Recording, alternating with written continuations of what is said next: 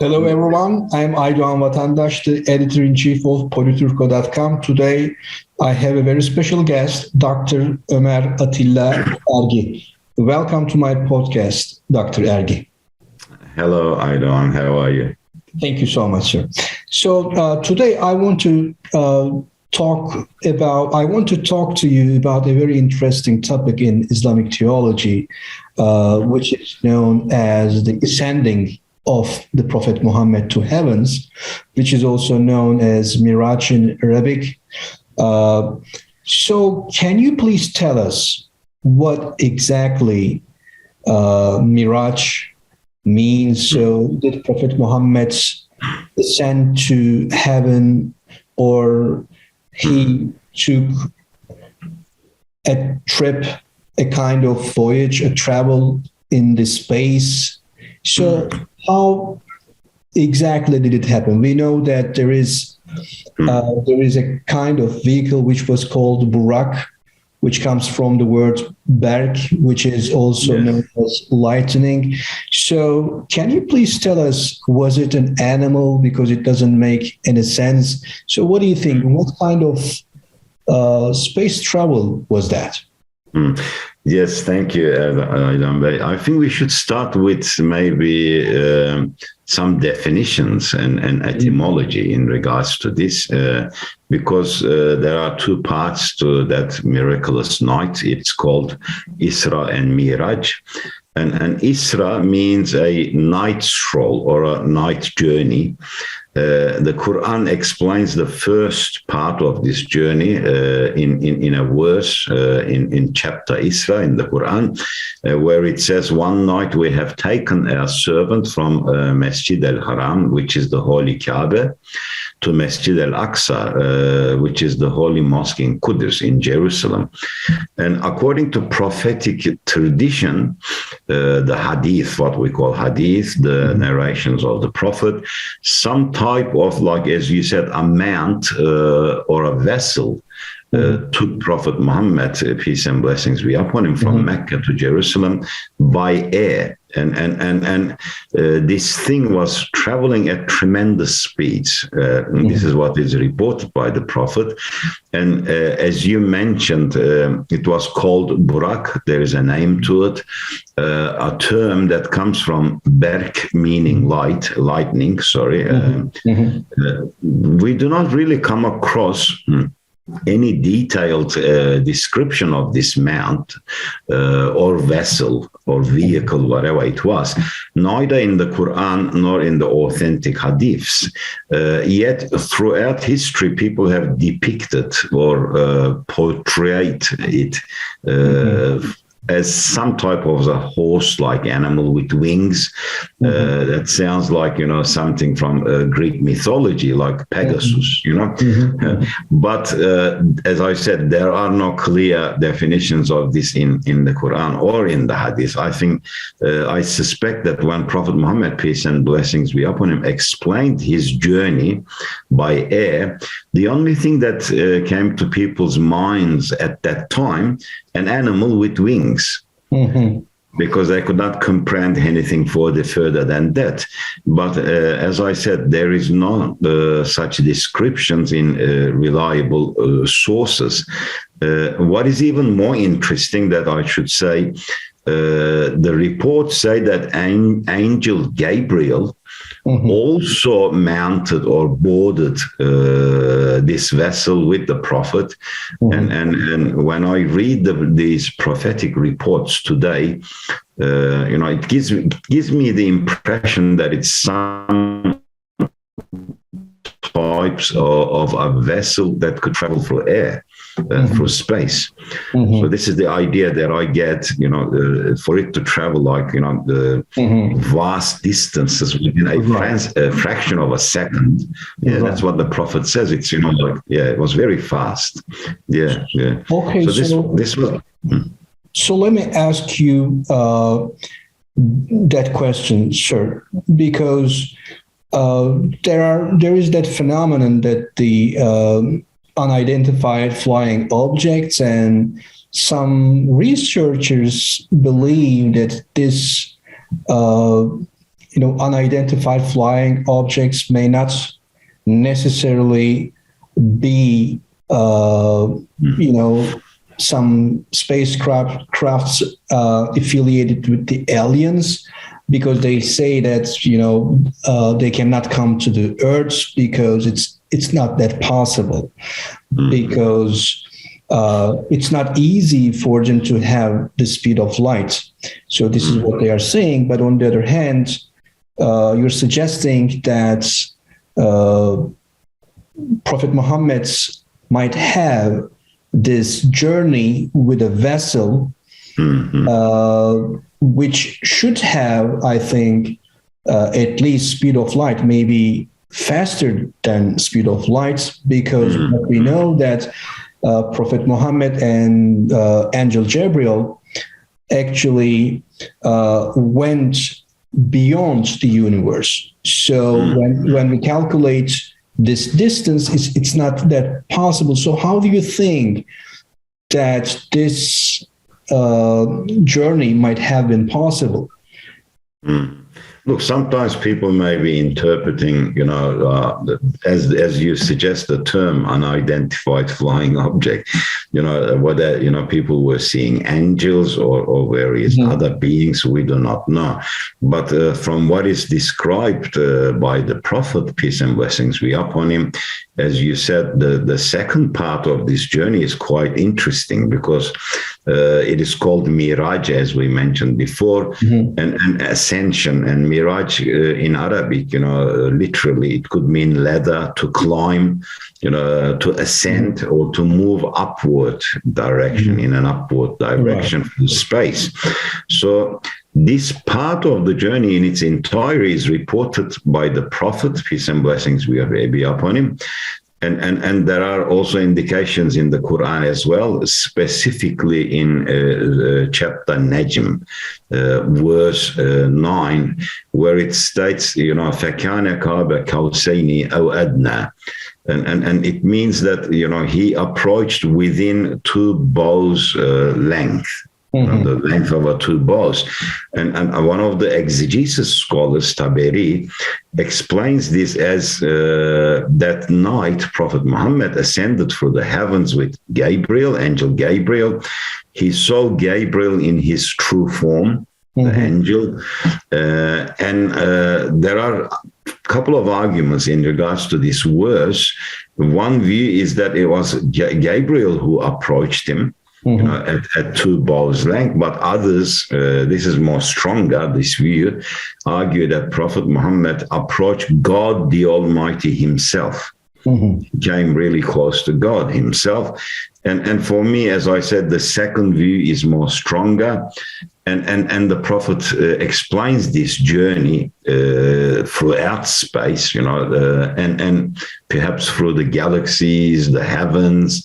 He passed through all of these vast distances, and he says that he had a private audience, which is one-on-one with God Almighty, and maybe here is the part that we need to explain. And because one thing that comes to my mind is, how could a human being, a physical human being, travel across the entire universe, which is about 93 billion light years in diameter, and it probably contains about 2 trillion galaxies, according to the latest data, and also about 70 septillion, stars. That's freaky. And how could he, make this journey within a night? So we can say that the universe is so massive that there are 10,000 stars for each sand grain on Earth. So imagine the vastness of the universe. So maybe I'm saying that, first of all, we need to understand that this was a miracle. And miracles are phenomena that cannot be explained by natural laws. There is an example that I usually use, that, if you have this carpet in your room, and there's in the corner of the room on top of one of the grains of the carpet or one of the wool of the carpet, there are a few bacteria, and one of them explains to, hypothetical scenario, and one of them explains to his friends and says that last night I went all the way to the end of the room. In fact, I came out of the room and then I came back to this location. It would sound impossible for the rest of the bacteria because, those distances cannot be covered by a bacteria, because a carpet or an entire room would be like the universe for a bacteria. However, if we add an external factor to this, like a human being who just picks up the bacteria and takes it out of the room and brings it back, this would make quite sense. It would be logical, it would be rational.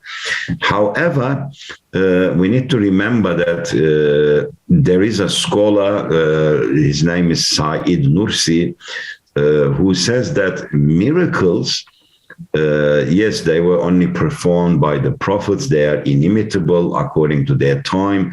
However, there is also a fact that he says that they are the furthest point that human beings could reach through technological advancement.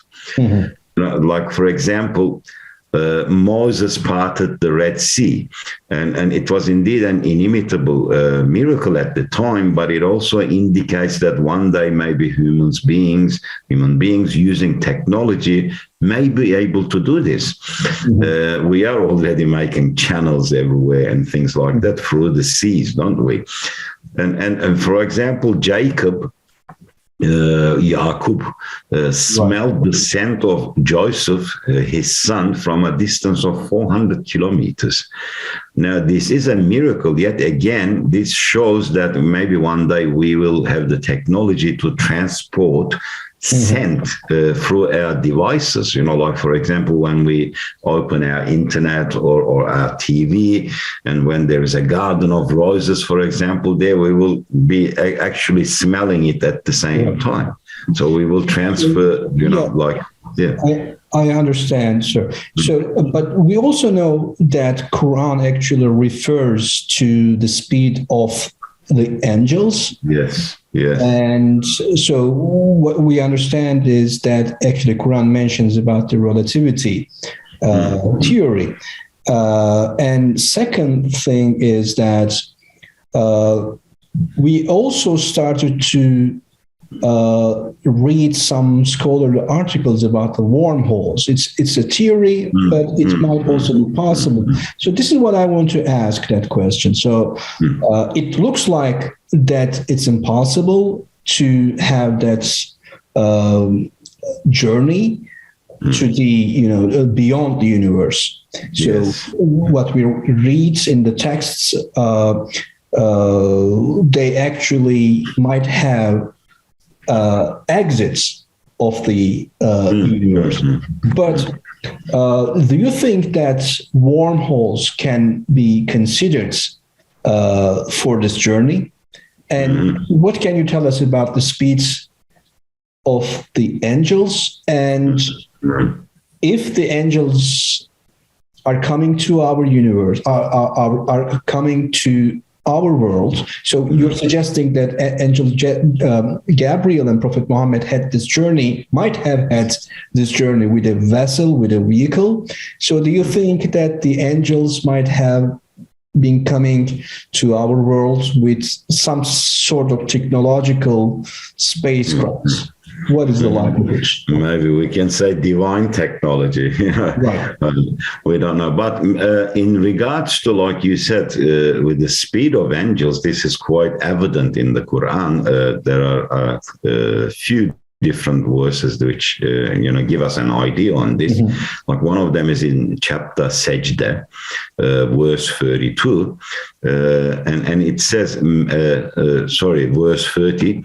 It says that matters ascend to him, which is God, in a day which is 1,000 years according to your time. So we can even see that, how time changes according to velocity. The Quran clearly mentions this.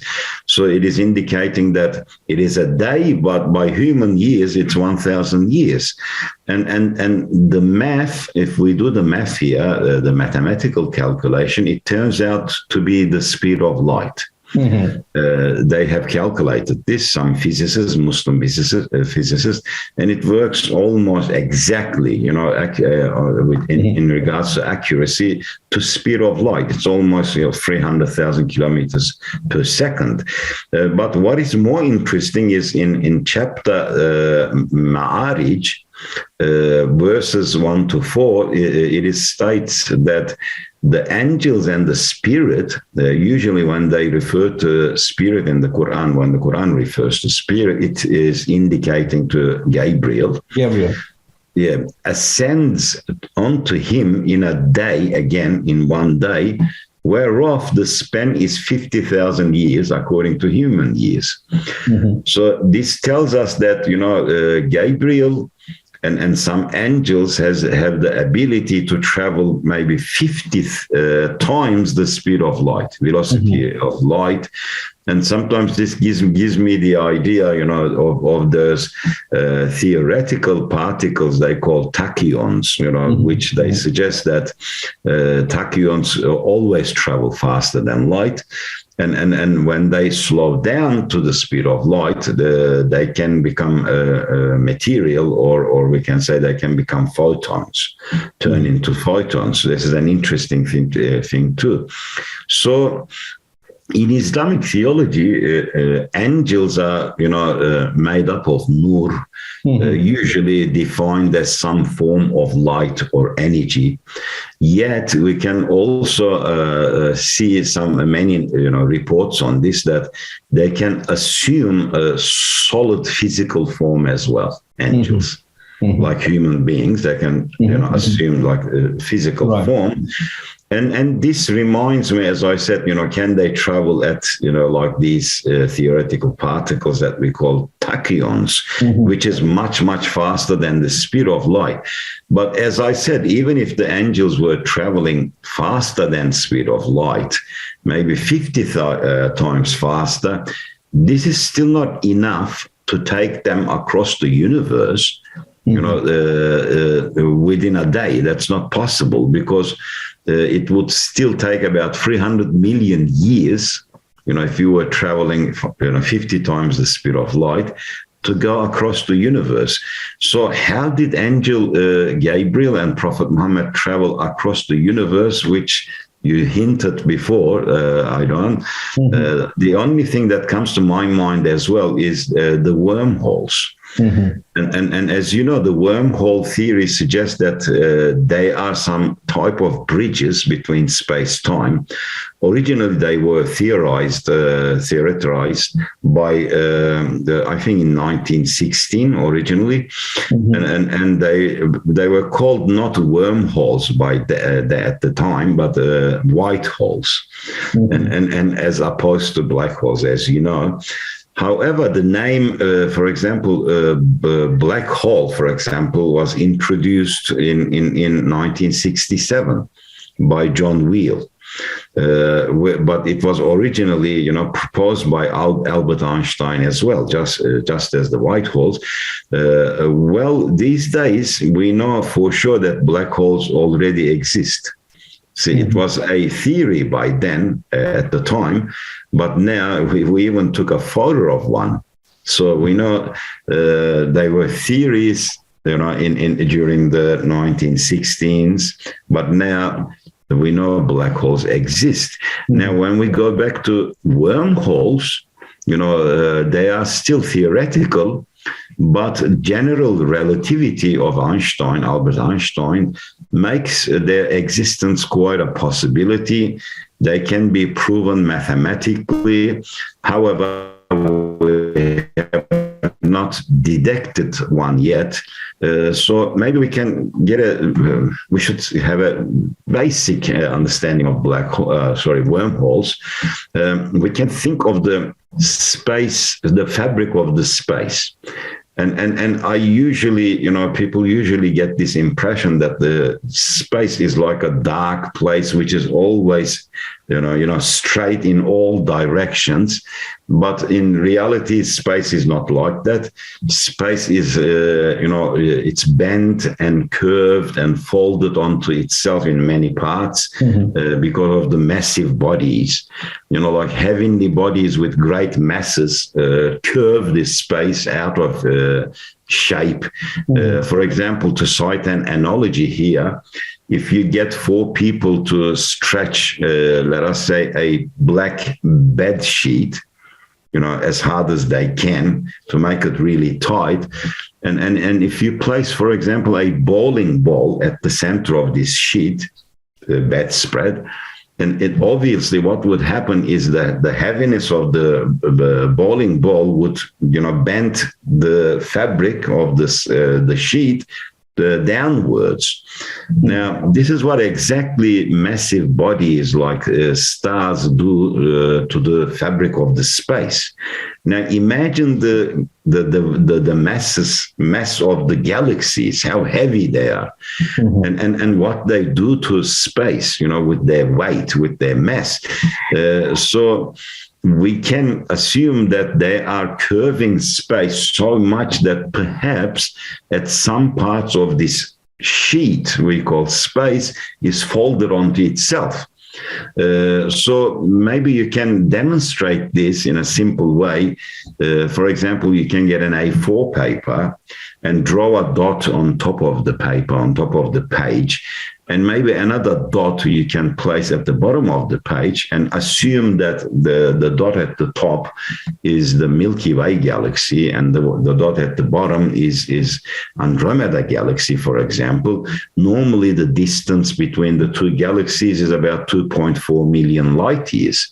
So even with the speed of light, it would take 2 million years to travel to Andromeda.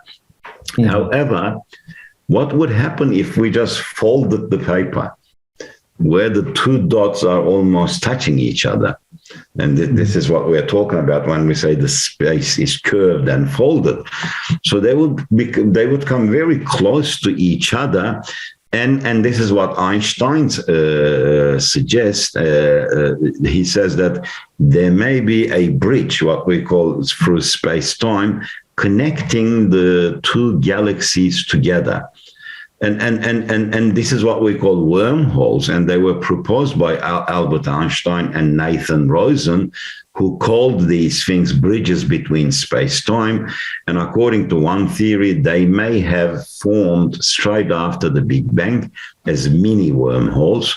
But as the universe expanded, these tiny wormholes may have stretched with the universe and became massive. And could human beings travel through them? How safe is it to interact with for example, exotic matter in there, negative energy, or how stable are they? Can they just collapse onto themselves? So we don't have enough information to know these things, but indeed we can assume with Angel Gabriel and Prophet Muhammad, if they were using some type of vessel, some type of, space vessel.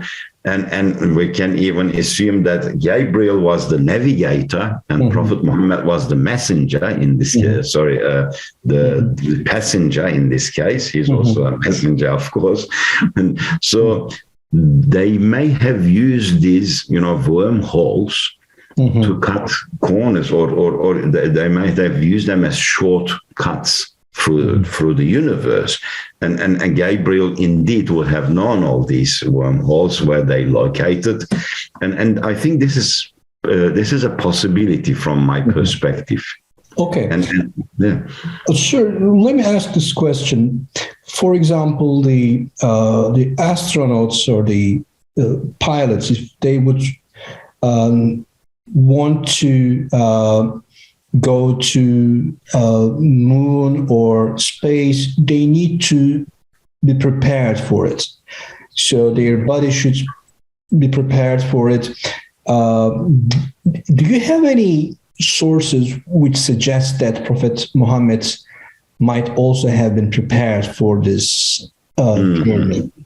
Definitely, we have authentic hadiths. In fact, that in one case, that it's an incident occurred when he was only a child, small child, and this was witnessed by his milk mothers, we call it, or wet nurse's son, where he explains that two men came. They were tall men wearing white clothes in the middle of the desert, and they put my brother Muhammad down, and they did something to his body, and he was frightened by what he saw, and he ran to his mother and explained what happened.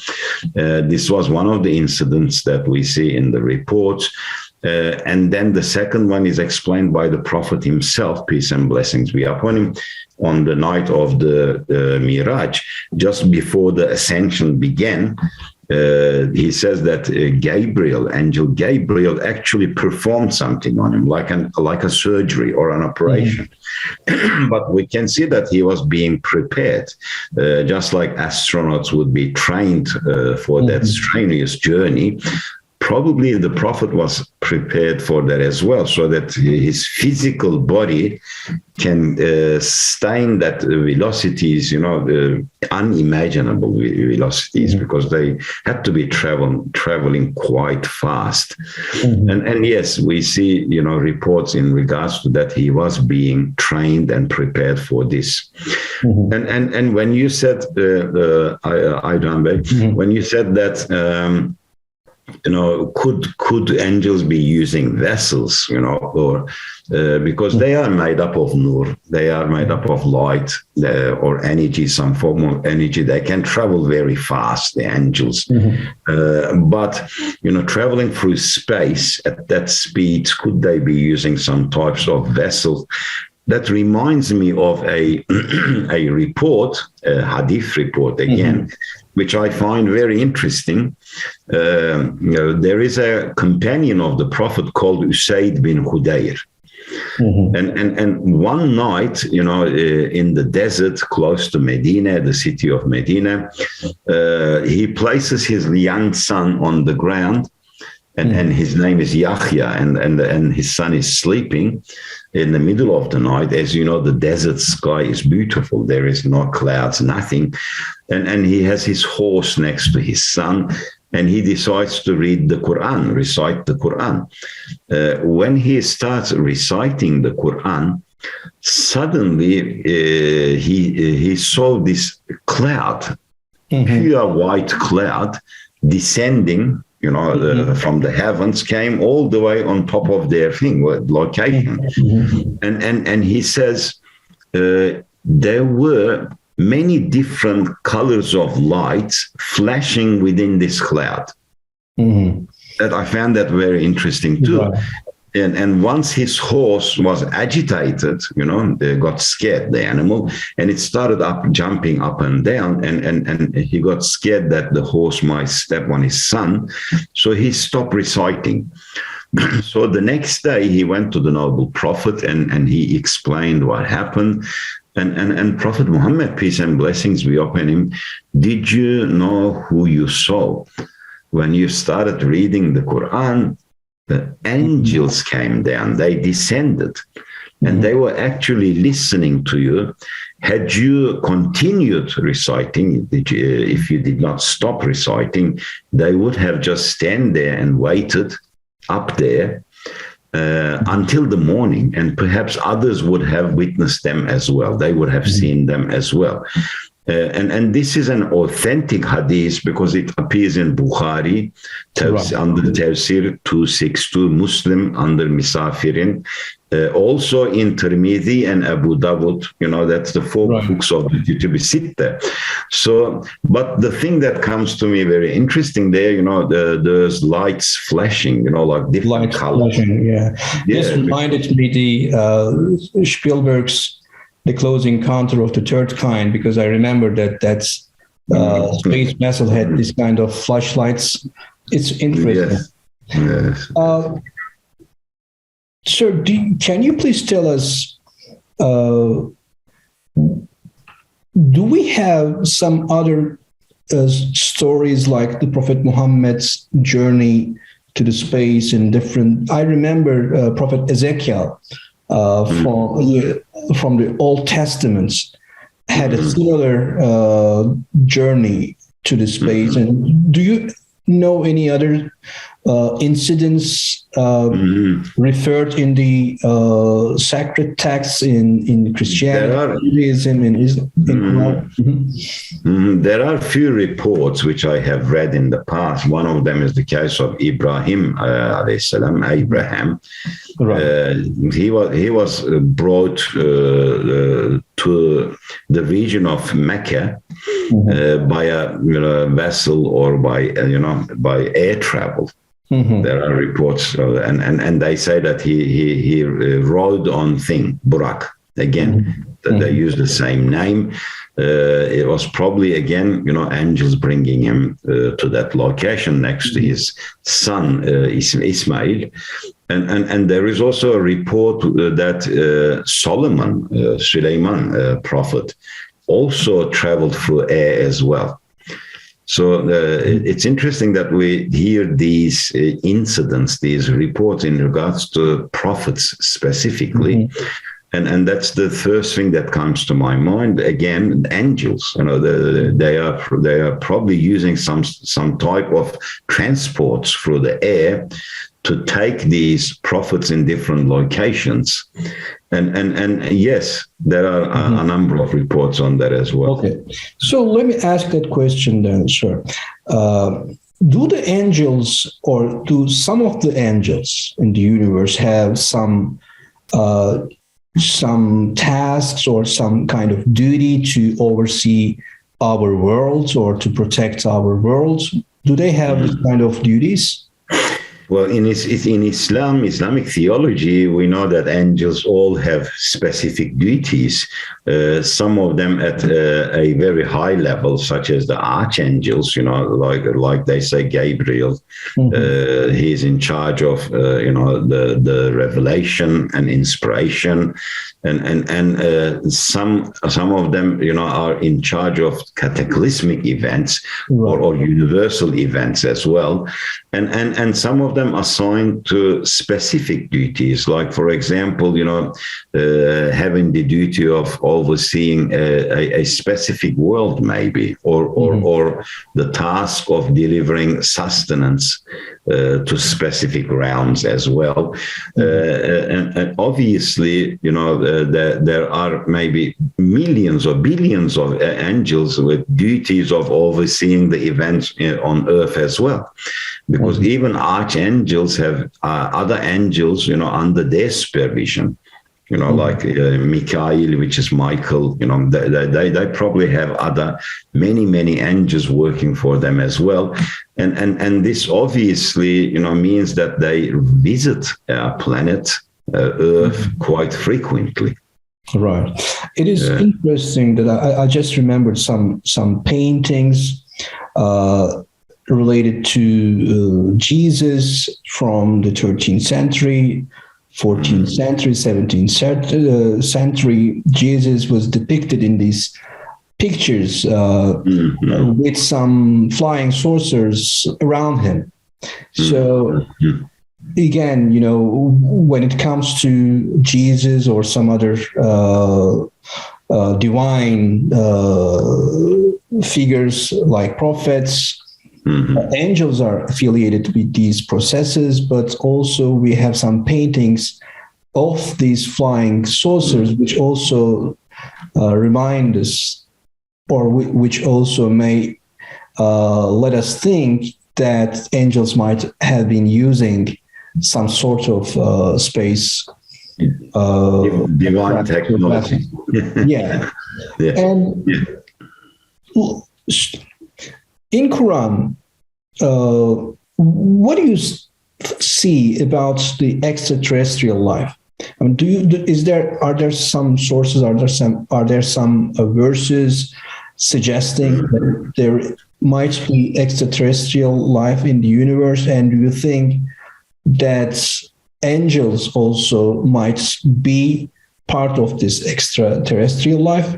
But we also know some fallen angels So do you think that they also might have been living in the universe in different forms? What do you think about that topic?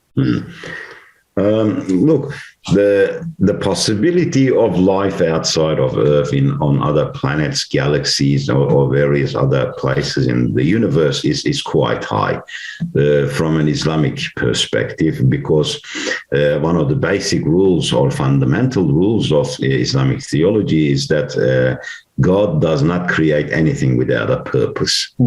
It would not make sense for God to create these, systems or as I said before, 2 trillion galaxies without, placing certain beings on them.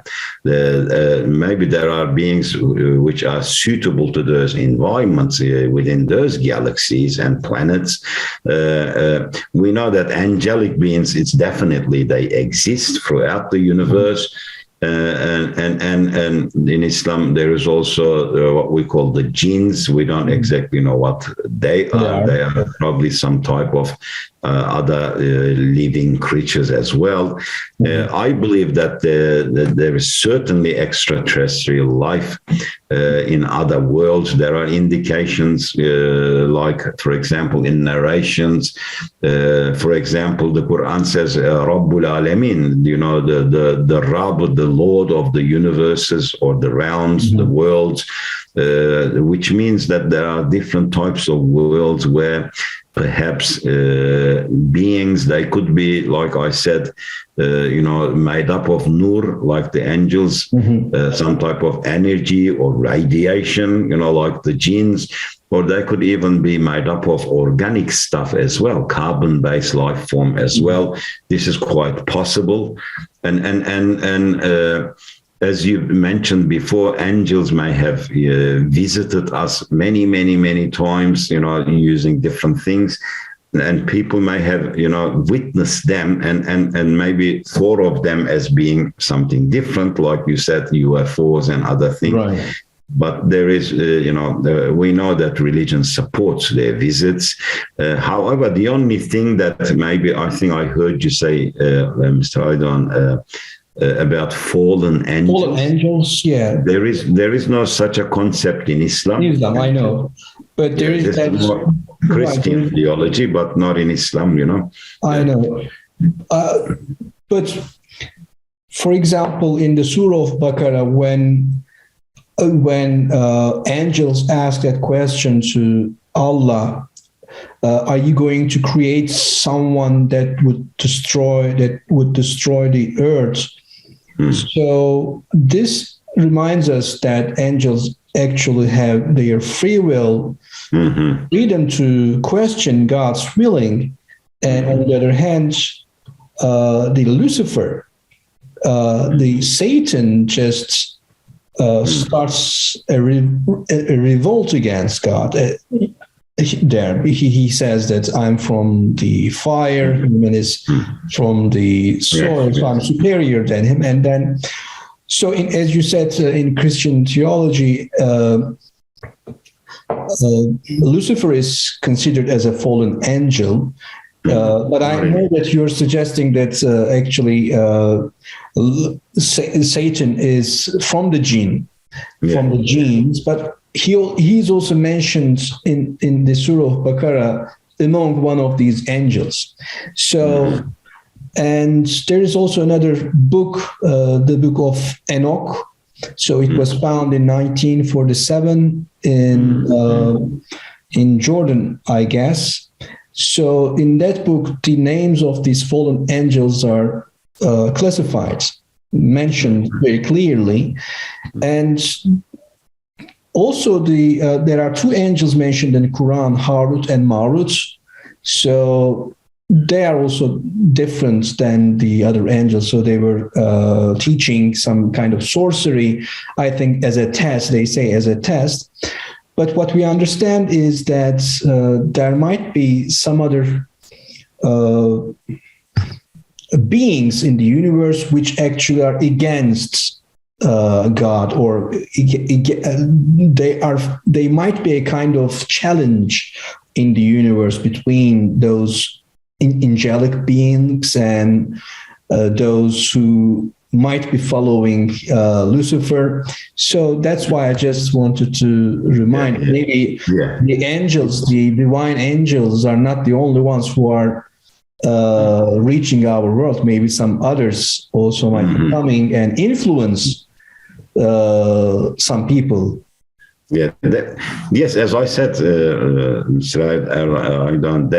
it's not compatible with Islamic theology. There is no fallen angels in Islamic theology. Angels are obedient beings to God, but they do have free will, like you said, because they do not have these carnal desires like human beings. See, in Islam, they don't have genders.